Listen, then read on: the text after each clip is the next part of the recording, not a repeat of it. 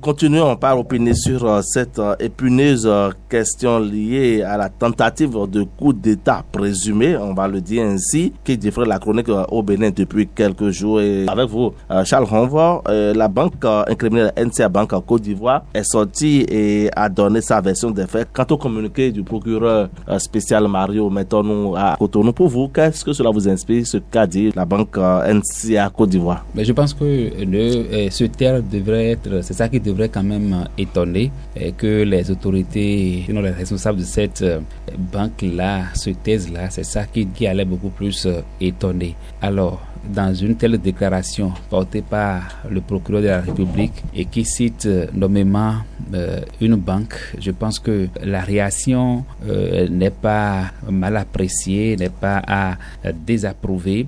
Maintenant, c'est sur le contenu de la déclaration qu'il faut opiner. Alors, la banque estime qu'il n'y a pas eu de l'argent déposé sur le compte au nom de monsieur Dieudonné Thévo-Idré, comme le procureur l'a cité, mais a quand même reconnu un dépôt de 55 millions, si j'ai bonne mémoire, pour une assurance. Alors, je pense qu'on s'en tient à cela parce que j'ai lu un peu ce communiqué-là et qui indique qu'ils vont quand même poursuivre les investigations et puis adresser des courriers de vérification, tout cela à qui de droit. Alors, je pense que on s'en tient à cela pour dire que certainement qu'on aura encore d'autres détails puisque c'est totalement contraire à ce que le procureur a dit. Bref, une chose est sûre, le nom cité quand même par le procureur est quand même retrouvé au niveau de la banque, mais sous un autre format, à savoir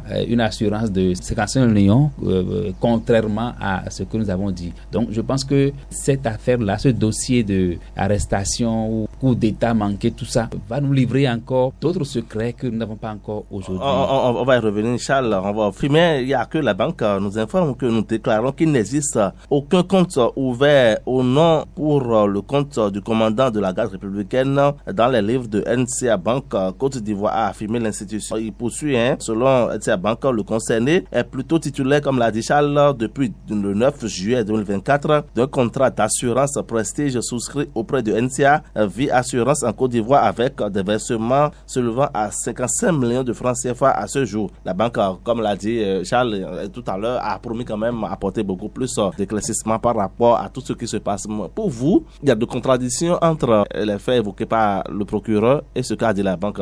Le procureur qui évoque une somme de 105 millions versée le 4 août 2024, voilà, au nom de M. Dieudonné Thévo-Idré, alors que la banque estime que c'est depuis le 9 juillet qu'une somme de 155 millions serait sur le compte via NCA Assurance Bank, voilà. Oui, c'est Javi Djeber. Je pense que après le Niger, la crise entre le Bénin et le Niger, on va peut-être assister, pourquoi pas, à une nouvelle crise entre le Bénin et la Côte d'Ivoire. Et ça vient de commencer. Ce qui n'est pas évident parce que le Bénin et la Côte d'Ivoire, ce sont des pays amis. Ce sont des pays amis, mais ici, il s'agit de la notoriété de chaque pays. Il s'agit d'affaires où on veut voir là où se situe en réalité la vérité. Alors, je voudrais d'abord rappeler que NCA Bank existe depuis 1995.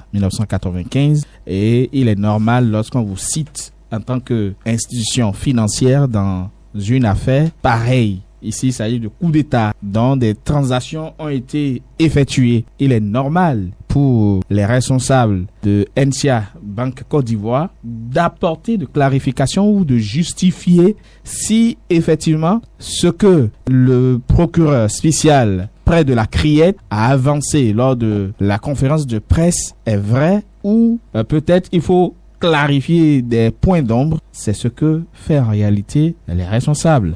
Donc, il est normal que ceux-ci fassent également un communiqué de presse pour clarifier, situer l'opinion publique, surtout le peuple béninois, sur la situation. Et là, il ressort que aucun compte n'a été ouvert au nom du commandant le lieutenant-colonel Dieudonné Thévo-Idré. Voilà. Donc, mais plutôt qu'il s'agit d'un compte dont l'intéressé même a ouvert lui-même depuis le 9 juillet 2024. Vous voyez, 9 juillet 2024, un compte d'assurance. Et jusque-là, du 9, à ce jour, à cette date, il y a 55 millions.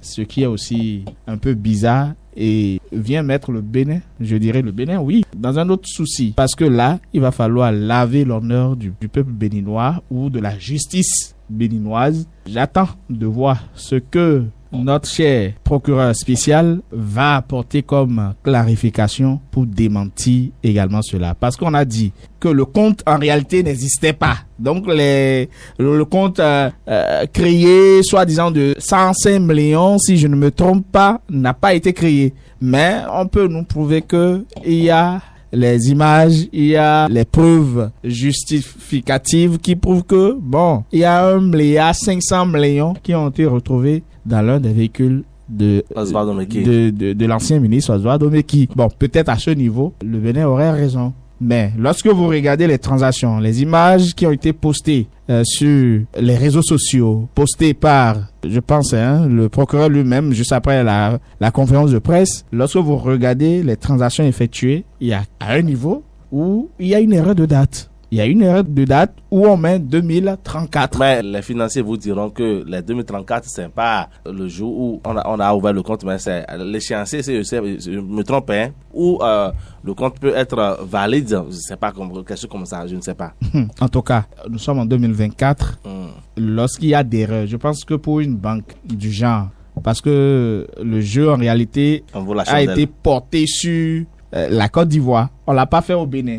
Qu'est-ce qui a poussé les autorités ou ces responsables à aller vers la Côte d'Ivoire pour créer ce feuilleton auquel nous assistons? Personne ne sait et personne ne peut savoir. Mais déjà, on retient que le commandant même a déjà un compte créé en Côte d'Ivoire depuis le 9 juillet. Quelque part, il y a d'autres intentions. C'est une histoire. Seul Dieu peut nous situer par rapport à ce qui est vrai. Parce que c'est un film qu'on veut nous répéter, tout simplement. Charles, c'est la parole du procureur contre celle de la banque NCA Côte d'Ivoire. Qui dit réellement la vérité? Et autre question, en même temps, le reçu sorti par le procureur spécial, tout sort sur reçu, exactement. Bon, vous savez que dans ces genres d'interventions, dans ces genres de déclarations, il y a plusieurs preuves qu'on exhibe à la presse, mais qui parfois se révèlent fausses. Les preuves, bien entendu. Vous vous rappelez très bien de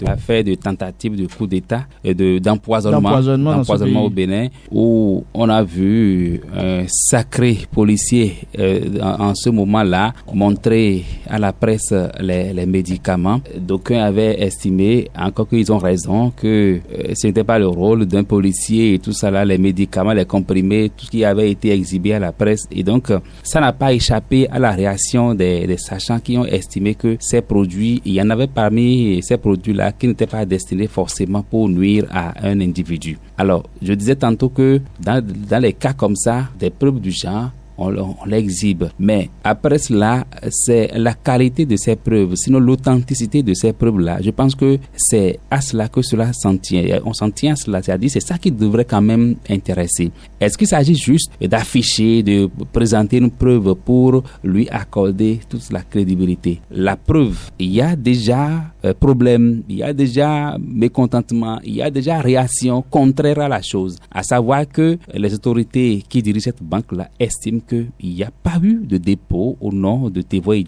dans leur banque. Si ce n'est pas cette affaire de ce dépôt de 55 millions pour assurance. Ça veut dire qu'il y a problème. Et quand cela s'est révélé comme ça, au grand jour, au grand public, c'est d'abord l'image du pays, de mon point de vue, qui prend un coup. Parce qu'il s'agit du procureur de la République qui va encore parler autre que lui pour que le peuple croie. Je pense qu'il n'y en a plus si ce n'est pas lui. La preuve, vous allez observer que depuis l'éclatement de cette affaire-là, plusieurs organes de presse se sont rangés, sinon se sont empêchés d'en parler parce que on attendait la réaction officielle. Et la réaction officielle, c'était celle qui devait venir du procureur de la République. Et lorsqu'il est monté au créneau pour intervenir, pour que finalement qu'il y ait incongruité ou irrégularité, ou que de l'autre côté on met en contradiction ce qu'il a dit, alors finalement vous vous posez la question de savoir à qui il faut croire. C'est la question. Est-ce qu'il faut croire à la banque? Est-ce qu'il faut croire au procureur? Voilà des questions qui restent toujours des équations dans la tête des Béninois. Et je pense qu'on ne devrait pas aller là parce que c'est un dossier assez sensible, c'est un dossier qui embrase tout le pays. Vous avez compris que depuis quelques jours, presque tous les projecteurs sont sur le Bénin parce que il s'agit quand même d'une affaire grandiose. On parle de coup d'État, on parle de putsch et on sait que c'est pas une mince affaire. Le putsch, c'est pas une affaire de loisir ni de distraction. Et donc c'est tout un bouleversement pour le pays et que on assiste à un point de presse qui a été laconique, c'est pour ça. Je ne dirais pas laconique, c'est-à-dire que qui a été mise en cause. Les preuves exhibées ont été mises en cause. Je pense que cela laisse un peu à désirer. D'abord pour l'image que les gens avaient de notre justice, à savoir que il est déjà arrivé plusieurs fois que certaines de nos décisions ont été mal appréciées. Parce que vous n'êtes pas sans savoir que il est déjà arrivé un moment où des décisions de justice venues de l'international, nous ne les avons pas respectées. Vous voyez, à un moment donné, on a été obligé de se retirer même d'une organisation parce qu'il y avait une décision qui ne nous arrangeait pas. Alors tout ça là à l'international, tout comme si nous nous affichons comme ceux qui ne respectent pas les décisions de justice. Et donc cette image là était là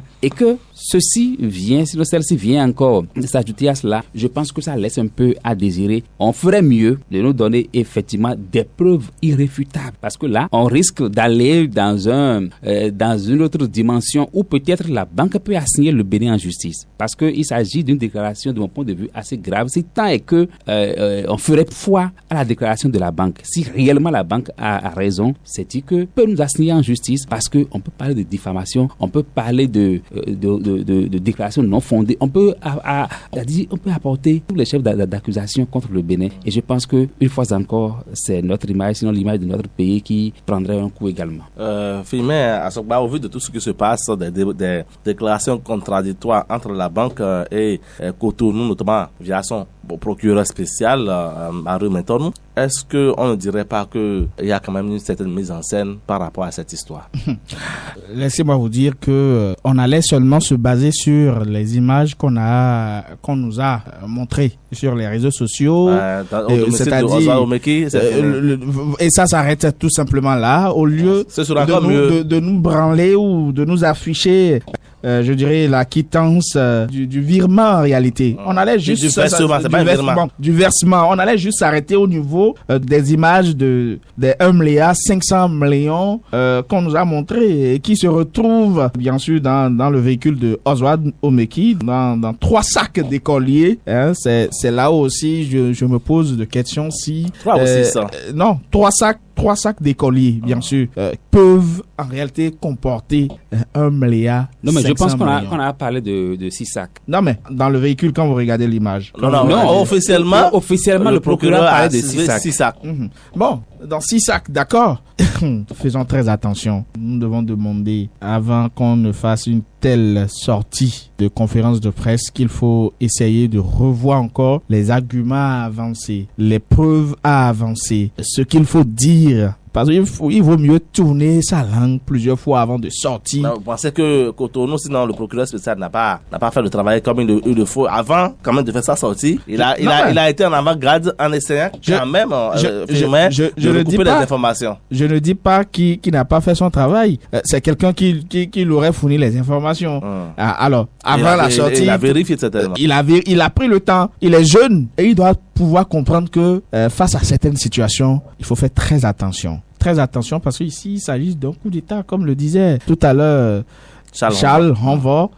Il faut faire très attention parce que quand on parle de coup d'État, on sait ce que ça veut dire. Les projecteurs sont sur le Bénin et on veut comprendre d'où vient en réalité ce coup d'État et pourquoi ce coup d'État et qu'est-ce qu'on va en faire avec les auteurs en réalité de ce coup d'État manqué. Alors maintenant, si c'est les arguments, la conférence de presse qui aujourd'hui, la banque en question qui a été citée vient démentir, en réalité, le Bénin est en train de sortir de la crédibilité de la justice. Le Bénin sort. On ne montre plus l'image de notre justice, l'image réelle de la justice béninoise. Et cela va nous amener sur un autre terrain. Parce que, comme l'a dit Charles, c'est de plein droit pour la banque de porter plainte. Si effectivement, parce que la banque a dit qu'elle ne reconnaît pas qu'il y ait eu un virement sur le compte du commandant. Mais en réalité, qu'il y a eu plutôt du 9 juillet à cette date seulement 55 millions qui représentent les frais d'assurance. Frais d'assurance, Dieu merci que certains ont les frais d'assurance pendant que le peuple béninois a faim, pendant que certains citoyens... L'assurance, c'est quand on cotise pour s'assurer une retraite. Moi-même, je l'ai fait. Vous l'avez fait jusqu'à ce montant, 55 millions. Non, pas comme ça. Donc, quelque part, là où des gens ont 55 millions comme frais d'assurance, et c'est à compter du mois de juillet. Calculez la date de juillet à septembre déjà. On a dit à 55 millions. Non mais...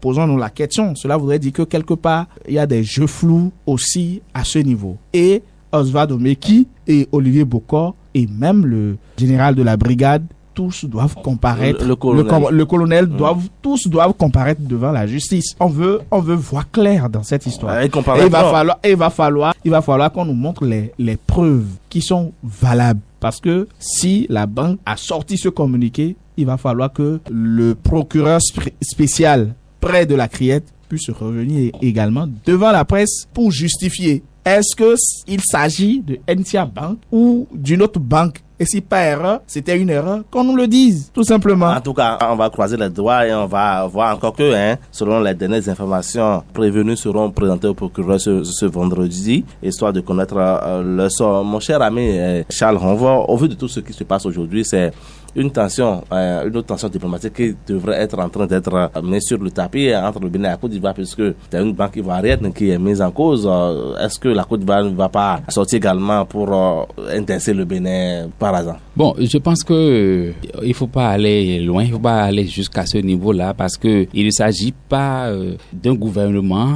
Il s'agit pas. Ça dit que le Bénin n'a pas indexé le gouvernement ivoirien, par exemple. C'est une institution. C'est une institution financière, tout ça. Bon, c'est vrai que les bailleurs ou les actionnaires pourraient être ivoiriens, tout ça. Oui, mais tel que cela est fait, on peut quand même estimer que c'est la crédibilité de la banque qui est mise en cause, parce que quand on fait un versement à un militaire, bon, c'est vrai que la banque ne sait pas de quoi cela relève les sous, mais quand même quand on le fait ainsi, c'est comme si la banque resterait complice pour atteinte à la sûreté de l'État du Bénin. Mais à ce niveau-là, ça devient sensible. Si effectivement cela se passait comme ça et que les preuves sont affichées, cela veut dire que on pourrait entrer dans une nouvelle crise entre le Bénin et puis la Côte d'Ivoire. Mais si on s'en tient à la déclaration de la banque, je pense que rien de cela ne pourrait arriver entre la Côte d'Ivoire et puis le Bénin. Alors, je pense que il revient, parce que le procureur lui-même, il a promis, il a dit que au fur et à mesure que le dossier va évoluer, il va revenir devant la presse pour informer.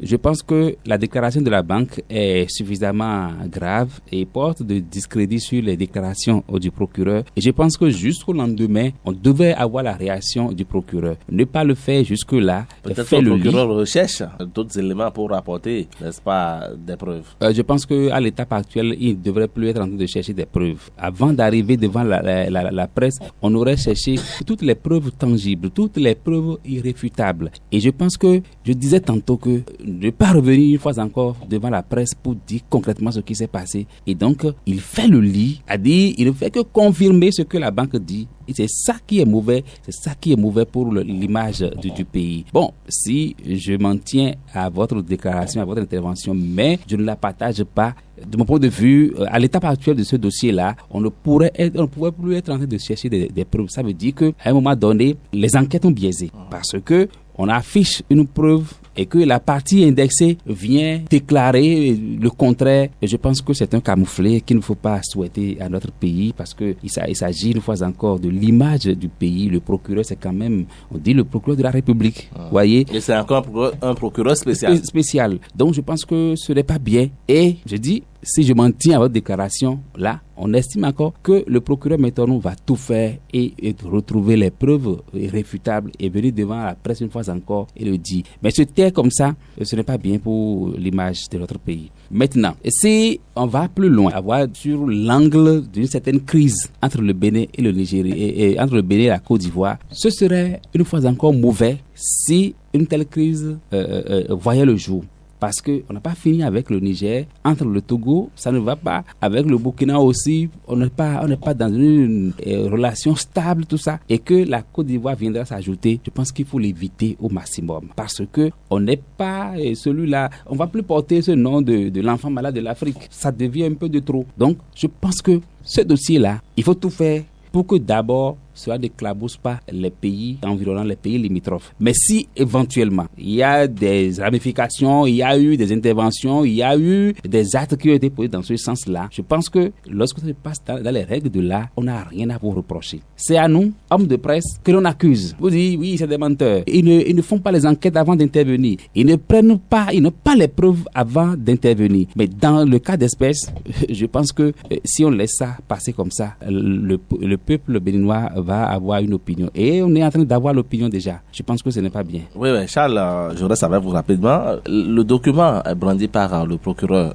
spécial Mario Métornou, le document du versement des 105 millions, certainement qu'il aurait eu quelque part. Certainement que c'est peut-être lors de la perquisition chez Oswald Omeki, que c'est dans les dépositions que ce dernier aurait dit ça. On ne sait pas jusque-là d'où sort, n'est-ce pas, le montant avec le versement jusque-là. Lui-même n'aura pas été ambigu, n'est-ce pas, dans sa déclaration. Non, je pense que à l'étape actuelle, le procureur ne peut pas tout livrer. Il ne peut pas tout livrer puisque l'enquête, sinon les enquêtes sont encore en cours. Oui, mais et donc, aujourd'hui, avec la sortie de la banque aujourd'hui, il est obligé, n'est-ce pas, d'apporter plus de preuves. C'est en cela que je disais qu'il n'a qu'à revenir et ne pas le faire même depuis 24 heures, 48 heures. De mon point de vue, c'est déjà lent, c'est déjà tard. Mais mieux, vous savez que le Bénin est un pays spécial en matière de fabrication d'informations également. Ah bon? Parce que ce document-là qui circule sur les réseaux sociaux, il faut aller voir également la crédibilité. Rappelez-vous, dans ce pays, il y avait une affaire qui secouait la Fédération béninoise de football avec un certain nombre de responsables qui ne voulaient pas quitter la tête. Et donc,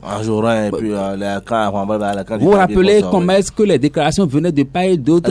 C'est-à-dire, on pose un pas aussi. Mais finalement, on s'est rendu compte que tout était fabriqué au Bénin. À quoi? Voyez, tout était fabriqué au Bénin. Et donc, une fois encore, la crédibilité de ce papier-là également, il faut aller voir. Il n'est pas exclu que des citoyens béninois également se rangent dans un centre informatique et fabriquent un document comme ça. Là, c'est grave alors. Et ça devient plus compliqué, vous voyez. Donc je dis, il n'y a que le procureur pour revenir une fois encore, pour dire clairement ce qui s'est passé. Voilà. Philomena Sogba, nous allons maintenant avancer dans le débat et évoquer maintenant l'aspect politique de cette affaire. C'est le quotidien. L'affiche du jour de ce vendredi qui nous dit qu'a fait Bokor Omeki la rupture aussi à sa fin de mandat agité comme tous les autres mandats de président de la République, toutes les fins de mandat, n'est-ce pas, des présidents de la République. Patrice Talon aussi aura sa fin du deuxième mandat. Sa fin du deuxième mandat. On a vu la fin du deuxième mandat de Boni Yahi, comment cela a été houleux. On a vu la fin de mandat de Mathieu Kérékou, même la fin de mandat de Nicéphore Soglo. Aujourd'hui également, Patrice Talon aussi à sa fin de mandat. Oui, mais peut-être que c'est dans cette optique qu'on est en train de nous préparer ce film Pour vous, c'est un film. Pour moi, c'est un film dont la dernière épisode, ce sera au lendemain des élections présidentielles de 2026. Et déjà, il faut dire, la dernière fois, j'avais dit que c'est 2026 qui se prépare déjà pour peut-être éliminer certains qui seront quand même des pierres qui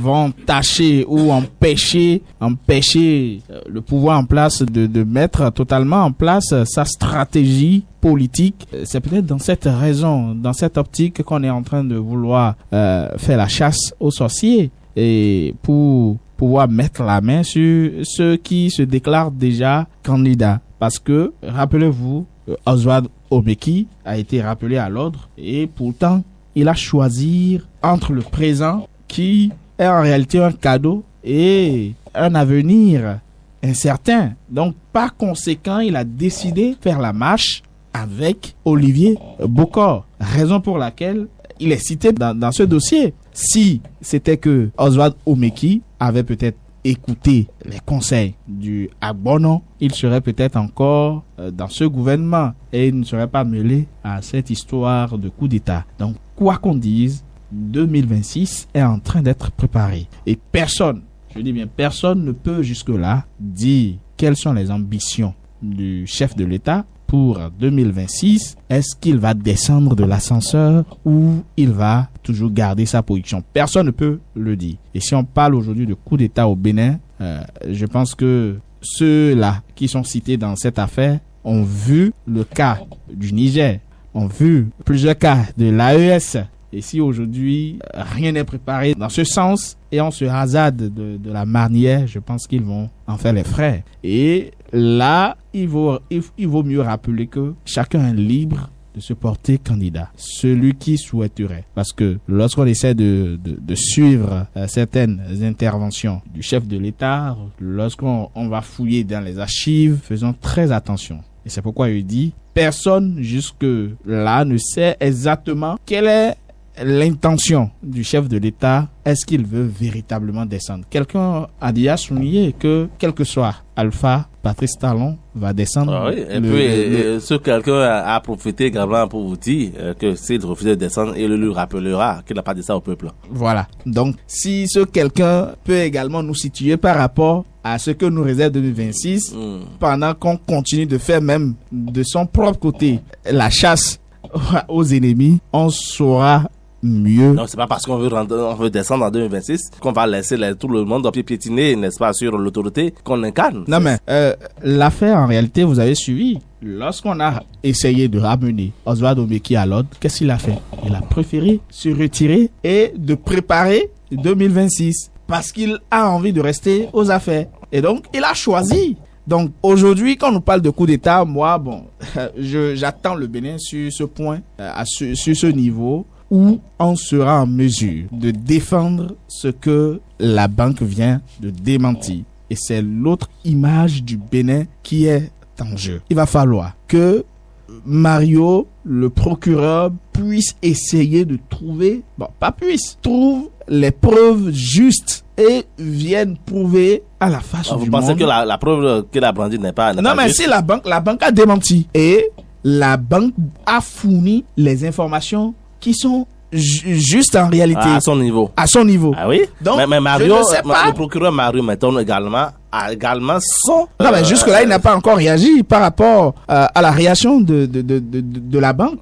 Donc, il va falloir qu'il apporte aussi de clarification suite à la déclaration de la banque. C'est la banque connaît mieux son institution et sait quelles sont les transactions qui sont effectuées. Donc, si c'était une erreur, qu'on nous dise également que c'était une erreur de banque. Peut-être qu'on aurait mal choisi NCA dans cette affaire. Donc, il va falloir trouver la banque qui serait quand même idéale pour porter ce fardeau. Voilà. Charles, on va même question pour vous. Est-ce que 2026 nous réserve déjà des surprises par rapport à cette histoire? La fin du mandat de Patrice Talon reste déjà houleuse. Mais c'est toujours comme ça, c'est pas pour une première fois.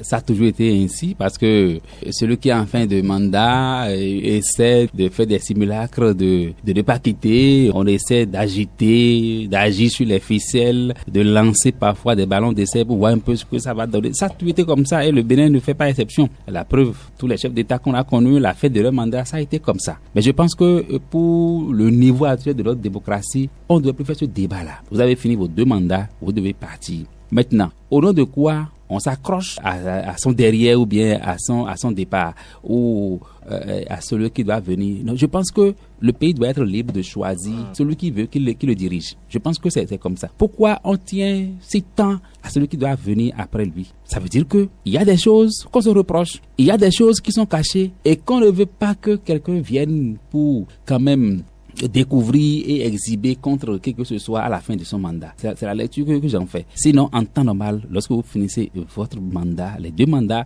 dont vous avez bénéficié, vous descendez facilement et vous laissez le pays choisir ses dirigeants. Je pense que c'est ça. Alors, dans le cas d'espèce, vous savez, l'affaire ne m'intéresse pas si tant. J'avoue, en toute sincérité, ça ne m'intéresse pas si tant. Si c'était un opposant qui avait préparé ce coup, on va y revenir. Moi, ça allait beaucoup plus m'intéresser. Pourquoi ça ne vous intéresse pas? Non, parce que c'est des gens qui, bientôt 10 ans, ont dirigé le pays. Déjà, on n'était pas président, on n'a pas élu Olivier Boko à la tête du pays. Très bien. C'est Patrice Talon qu'on a élu à la tête, vous descendez dans les rues, on vous dira que la deuxième personnalité, c'est Olivier Boko. Et Vlavono Louis est même effacé. De façon constitutionnelle, c'est lui. Mais de façon presque, je dirais, presque officielle, c'est Olivier Boko qu'on connaît. Vous n'entendez pas, on dit qu'il n'y a pas ce ministre-là qui ne fait pas allégeance à Olivier Boko. Mais mieux, vous avez lu ce matin, sinon depuis hier, moi j'ai lu, que le domicile de Olivier Boko a été, c'est-à-dire les militaires qui lui, la garde républicaine a été enlevé. Au nom de quoi on lui avait fourni ça? Il occupe quel poste? Il est ministre d'État ou il est ministre ou bien il est député? Il n'est rien.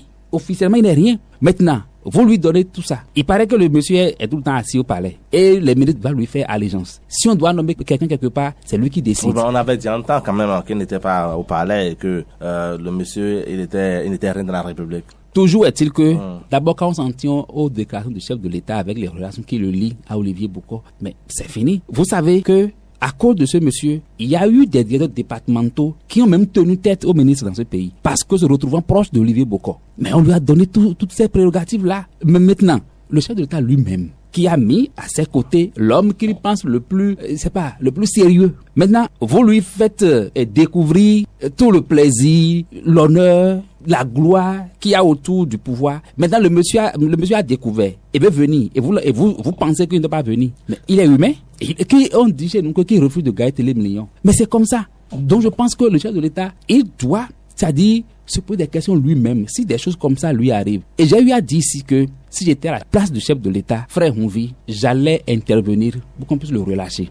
Et je travaille quel est le rapport entre Frère Honvi et le dossier actuel? Très bien. Frère Honvi, qui n'est pas au pays pour ce qu'on nous a dit jusque-là, mais qui a toutes les informations, c'est-à-dire de la première heure. Et donc j'ai dit dans le temps que le chef de l'État doit quand même savoir que il était mal accompagné. Et la preuve, c'est ceux sur qui pèse le soupçon de coup d'État ne sont pas les opposants, ne sont pas les gens qui sont loin de lui, c'est les proches. Et mieux, ce Frère Honvi-là également a prévenu Olivier Boko. Ça dit que autour du chef de l'État, Olivier Boko a prévenu Patrice Talon. A prévenu, excusez-moi, et Patrice Talon. Vous voyez, ça veut dire que le mal était là il y a longtemps. Ça veut dire que l'emploi du chef de l'État ne lui est pas favorable, contrairement à ce que lui pense. Maintenant, si on s'en tient à la déclaration de Omeki, qui a estimé que, parce que c'est au détour d'une, conférence de presse ou quelque chose, là, une sortie quand même médiatique, là, où il estimait que celui que lui voit qui peut remplacer le chef de l'État actuel, un meeting, voilà, pour ce qu'on nous a dit, c'est que c'est la seule phrase qui fait qu'aujourd'hui,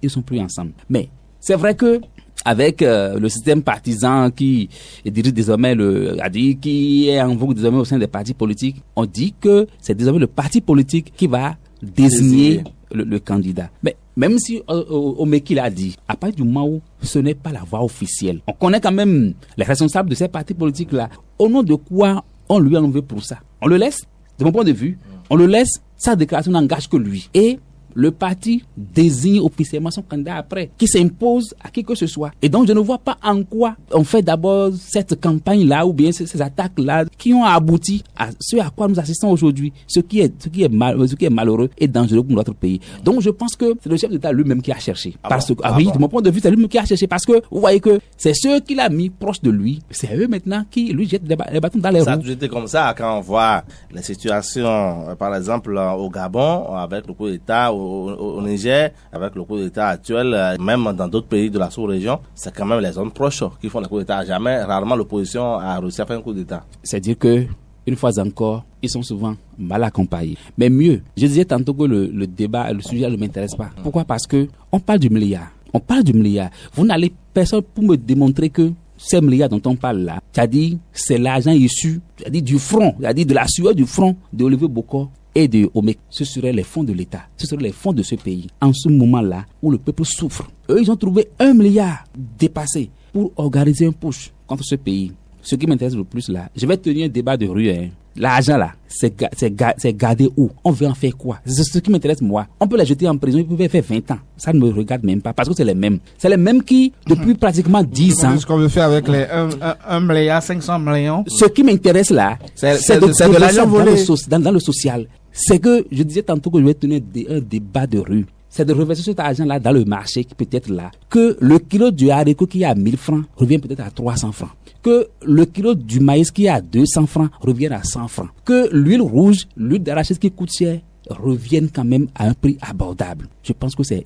Et donc, on doit pouvoir comprendre que voilà ceux qui ont asphyxié le peuple. Quand on nous dit qu'on construit les voies, oui, on découvre qu'on construit les voies, mais au-delà de ça, on vole également le pays. Et voilà ce que l'argent voulait servir à faire, ce qui est malheureux. Firmin Assogba, pourquoi est-ce que le pouvoir de Patrice Talon est autant envié, tant aussi bien autour de lui que chez les opposants? Parce que, bon, chez les opposants, ça se comprendrait, mais autour de lui, on a quand même l'impression que à un an des élections, il y a eu tellement d'envie de succéder au chef, on a envie de tellement mieux faire que le chef, ou est-ce que parce que on n'a pas compris pourquoi est-ce que la place de Patrice Talon est autant enviée aujourd'hui? Il est le chef de l'État. Et tout le monde va être chef de l'État. Suprême, chef du gouvernement, chef de l'armée si vous voulez. Alors, le chef en réalité, pendant des années, donnait du lait, du miel et tout ce que vous voulez à son entourage pour s'assurer d'une bonne gestion. Et aujourd'hui, c'est de là que on apprend que en réalité un coup d'État a été déjoué. Cela voudrait dire que il n'était pas totalement en de bonnes mains. Il n'avait pas une bonne collaboration et il devrait faire plutôt très attention. Vous savez, dans la vie, c'est des choses qui arrivent, trahison et bien d'autres. On pourrait peut-être rappeler l'histoire qui a valu ce poste de chef de l'État au président Patrice Talon, l'histoire d'empoisonnement, l'histoire entre Yahi et lui, et qui jusque là aujourd'hui on ne sait si qui dit exactement la vérité. Si Yahi Boni avait raison ou Patrice Talon avait raison. Ça va donner sa version des faits. Je vous dis depuis le 23 décembre et que tout le monde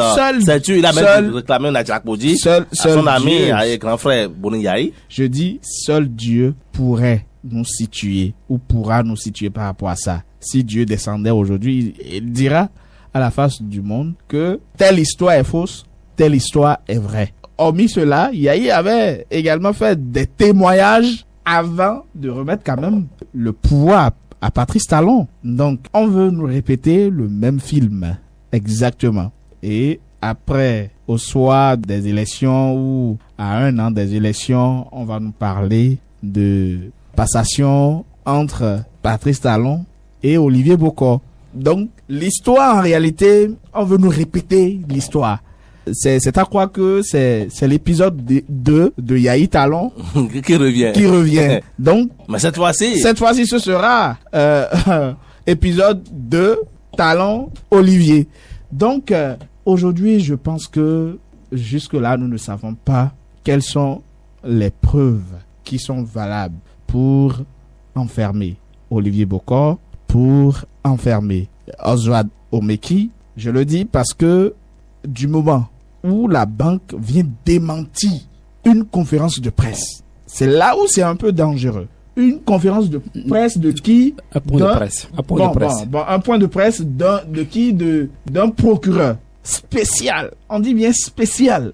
Et ça dit que tout le staff qui travaille avec le procureur spécial de la Criette n'a pas eu le temps de vérifier les preuves qui ont été retrouvées dans cette affaire. Et ça dit qu'on n'a pas évalué les conséquences ou les problèmes que cela pourrait engendrer. Donc, ce sont là des questions que nous devons essayer de nous poser. J'attends de voir comment est-ce que ça va se passer aujourd'hui, parce qu'il sera en réalité présenté. J'attends de voir ce qu'on nous dira, parce que quelque part, il va falloir, avant même le procès d'aujourd'hui, il va falloir... Pas le procès, l'écoute du procureur aujourd'hui. Avant même cela, il va falloir au moins faire une conférence ou un point de presse. Encore pour situer. Encore parce qu'on a dit quelque chose qui a été contredit et il faut expliquer pour dire non, en réalité c'est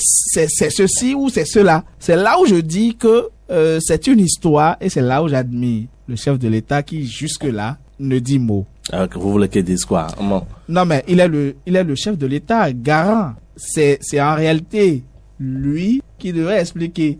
Maintenant, Lorsqu'on prend, c'est le par procureur exemple, qui représente le chef de l'État au niveau des tribunaux. Je ne refuse pas, mais lorsqu'on prend le porte-parole qui dit ou qui recommande au peuple béninois de faire confiance en la justice, je crois que c'est de cette confiance-là qu'on nous demande de faire et que nous sommes en train de constater déjà à travers la réaction de la banque NCA Côte d'Ivoire. Donc, nous allons appeler la justice béninoise qui a été reconnue pendant des années pour sa crédibilité d'être crédible.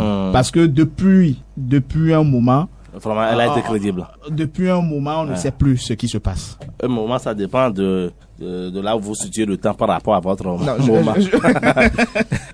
Mon cher ami Charles, voilà. Au vu de tout ce qui se passe aujourd'hui, est-ce qu'on peut dire que c'est comme les Béninois l'ont dit aux premières heures de cette affaire que c'était une farce pour vous, avec cette histoire de banque qui fait une déclaration et vient contredire, n'est-ce pas, le procureur spécial? Est-ce que pour vous c'est une farce ou bien c'est un coup monté ou bien qu'est-ce que vous pensez? Non, je pense que je ne suis pas suffisamment outillé pour parler de coups montés, mais je sais une chose, en politique, tous les coups sont bons. Tous les coups sont bons parce que celui qui est là ne veut pas que quelqu'un d'autre vienne le remplacer. Quand bien même de façon officielle, de façon institutionnelle, il sait que il a fini et il est partant. Mais l'homme que nous sommes, l'humain que nous sommes, parfois, nous n'acceptons pas certaines déchéances, certaines dispositions que parfois nous sommes prises. Vous rappelez que dans ce pays, que un ancien chef d'État dit que personne ne va le doigter dans les rues pour dire voilà un ancien président, mais qui préfère qu'on doite son tombeau pour dire bon voilà là où se repose désormais l'ancien président. C'est humain.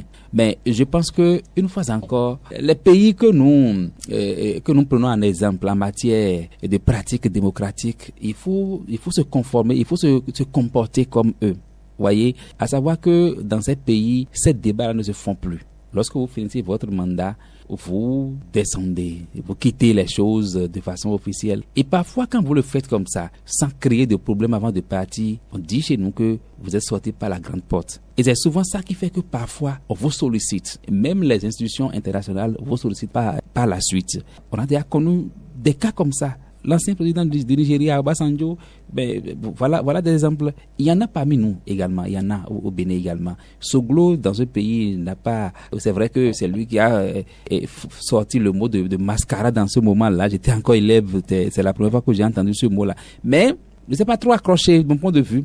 Et je pense que ce sont des exemples qu'il faut quand même promouvoir. Alors, monter peut-être un coup ou bien chercher à peut-être créer des situations conflictuelles au point où on sera dans l'impasse d'organiser les élections. C'est ça qu'il faut faire éviter au Bénin. Parce que aussi vite que passent les jours, vous avez l'impression que on n'est pas décidé à quitter les affaires. Parce que c'est connu que lorsque vous dirigez un groupe et que vous maintenez le groupe dans une certaine situation où vous-même vous sentez qu'il y a vraiment la tension, lorsque vous voyez que les jours s'approchent pour que vous quittez les affaires, eh bien, vous ramenez maintenant la tension, vous descendez, vous faites descendre la tension. Il vaut mieux vite quitter les choses avant. Mais c'est comme ça. Mais il faut vous familiariser avec votre peuple et leur expliquer que non, j'ai monté là-bas haut à cause de ceci, parce que j'ai voulu avoir tel résultat. Et on vous comprend. Mais tel que ça se passe là, posez la question à n'importe quel citoyen, on vous dira que il n'est pas prêt à partir. Il ne veut pas partir. C'est comme ça. C'est ça qui est dangereux. Parce que quand vous scrutez, vous analysez un peu les faits, c'est-à-dire les dossiers actuels au Bénin, mais vous avez peur que, est-ce qu'avec ça, on pourrait avoir la calmie et aller aux élections. Et cette fois-ci, on parle d'élections générales, qui d'abord est une première expérience pour le pays. Donc je pense que nous avons intérêt à appeler ce peuple d'abord qui, depuis quelques années, a perdu le sens d'aller voter, a perdu le goût d'aller voter.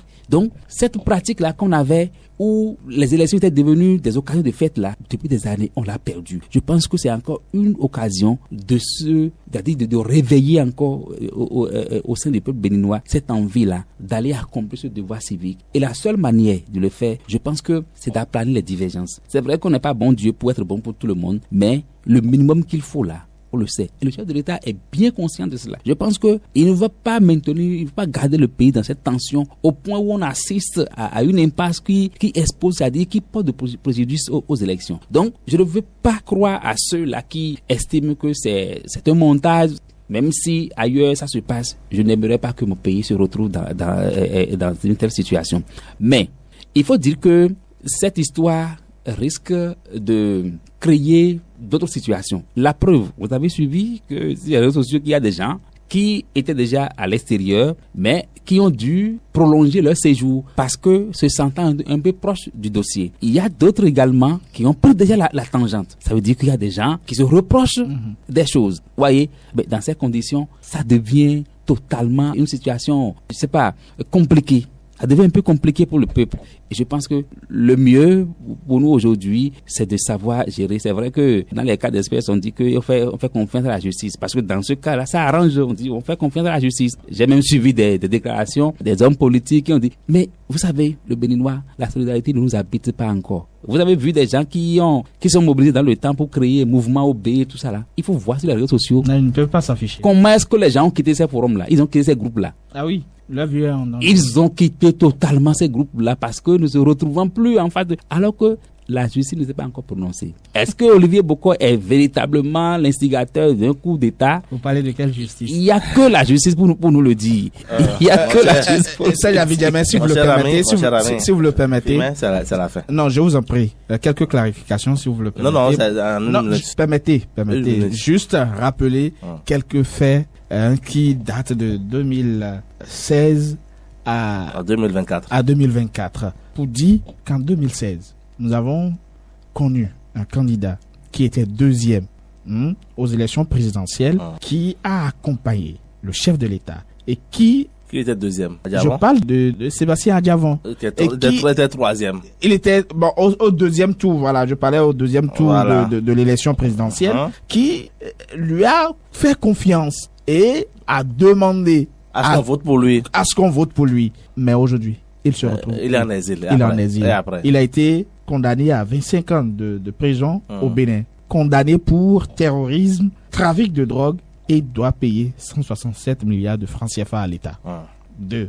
On a connu Lionel Zisso, qui avait été son adversaire à l'élection 2016. Aujourd'hui, il ne peut plus se présenter. OK? Aux législatives de 2019, aucun candidat de l'opposition ou candidat indépendant n'avait eu droit de se présenter. Il y avait les réformes à l'époque. Il y avait les réformes. Voilà, les réformes. Ok, d'accord. En 2021. Les gens n'étaient pas normal, les gens n'étaient pas en phase avec les lois. En 2021, après avoir neutralisé ses adversaires de poids, 2 autres candidats sérieux ont émergé. Lesquels? Ils ont été condamnés à 20 ans de prison, 3 mois avant l'élection et... Non, 20 ans et 10 ans. Il faut le dire. Voilà, d'accord. 10 ans. Il est dit et il répète qu'il va faire 2 mandats. Jusque-là, est-ce que nous sommes sûrs qu'on va véritablement assister aux 2 mandats? Voilà, en tout cas. Parce que dans ce pays, on nous a dit qu'on avisera. Voilà, maintenant il a déjà avisé, c'est fini.